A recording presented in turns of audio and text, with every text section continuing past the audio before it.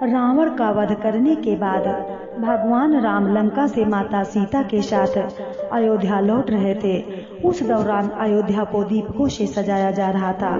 दीपावली का दिन था, उत्सव मनाया जा रहा था। उसी वक्त सीता माता को याद आया कि वनवास जाने से पूर्व माँ सरयू से वादा किया था कि अगर पुनः अपने पति और देवर के साथ सकुशल अयोध्या वापस आऊंगी तो आपकी विधिवत रूप से पूजा अर्चना करूंगी। यह सोचकर सीता माता लक्ष्मण को साथ लेकर रात्रि में सरयू नदी के तट पर पहुंच गई। उन्होंने सरयू की पूजा करने के लिए अपने देवर लक्ष्मण से जल लाने के लिए कहा।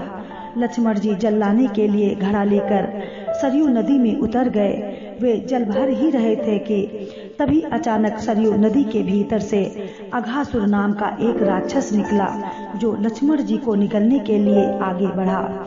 लेकिन तभी भगवती सीता ने यह दृश्य देखा और उन्होंने लक्ष्मण को बचाने के लिए अघासुर के निगलने से पहले स्वयं लक्ष्मण को निगल गई।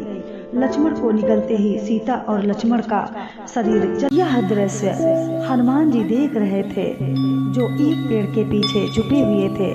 उन्होंने सीता और लक्ष्मण का जल रूपी सम्मिश्रण शरीर एक घड़े में भर लिया और भगवान श्री राम के सम्मुख उपस्थित होकर सारी घटना सुनाई। हनुमान जी की सारी बातें सुनने के बाद भगवान राम मुस्कुराए और उन्होंने हनुमान जी को बताया कि इस राक्षस को भगवान शिव का वरदान प्राप्त है, इसलिए इसका वध मैं भी नहीं कर सकता।